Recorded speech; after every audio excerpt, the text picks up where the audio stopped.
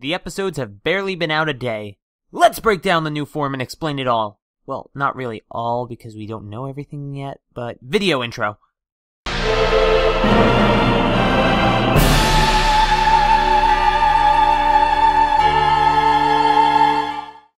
Hello everyone, I'm Carthu, and today we'll be discussing Goku's new form, what it is, how it happened, and how it relates to Ultra Instinct. We only have a few options to choose from as to how these two relate. One, the new form is just a power boost that also allows the use of Ultra Instinct. Or two, using Ultra Instinct gives you a power boost as well, in the form of a transformation. I tend to fall into the former camp.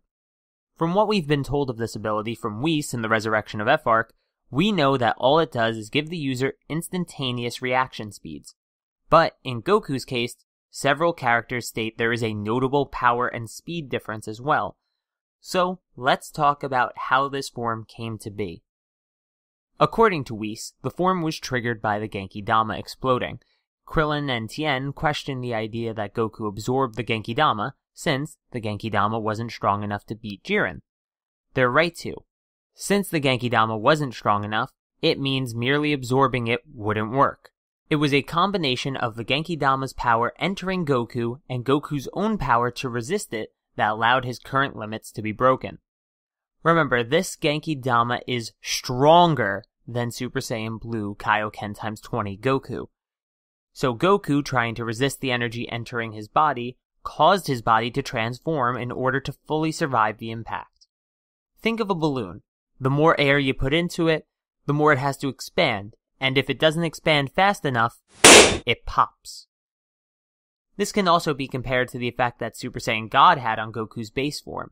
His body's previous limits were broken, and thus he gained access to power he could never achieve naturally. This doesn't mean that Goku didn't absorb the Genki Dama. He did, but it isn't the way the transformation occurs. Whis says that Goku is simply using the Genki Dama as fuel for his depleted body. Goku has no energy of his own left, so he's using the Genki from the Genki Dama to power this form along.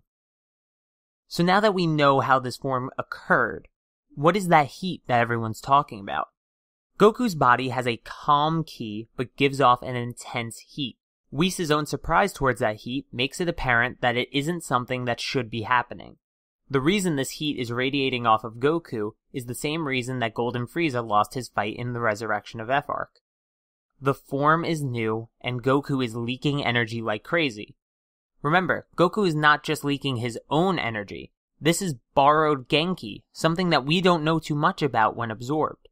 It's very possible that the Genki is leaving Goku's body even quicker than normal ki, but that's definitely debatable. Either way, this form has a huge issue right now, and that is the energy retention.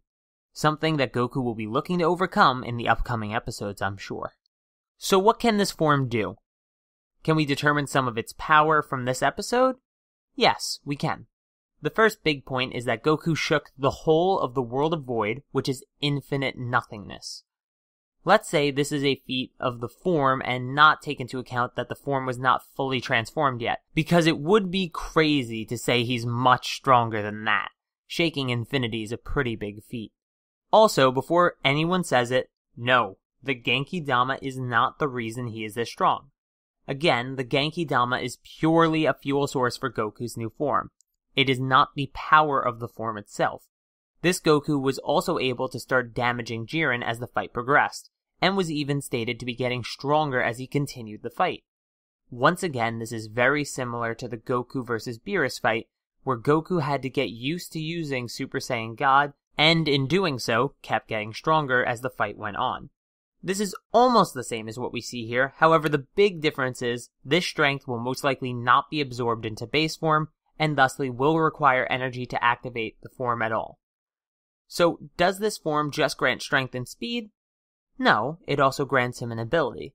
This is the technique that we spoke of in the Resurrection of F-Arc, the ability that allows one's body to react instantaneously to oncoming attacks, without requiring prior thought.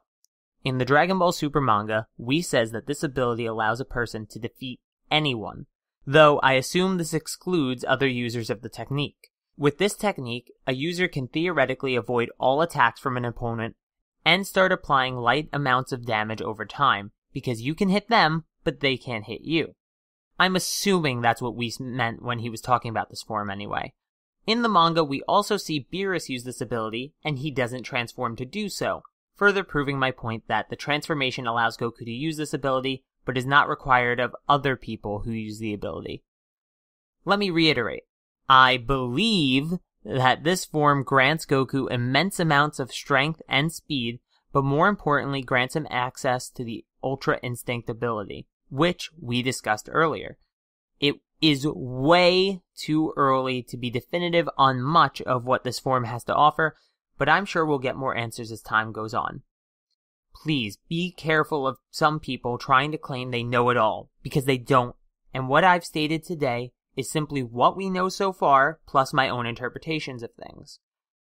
But what do you guys think? Leave your opinions and counterpoints in the comments down below, and subscribe if you want more Dragon Ball videos. But for now, video outro!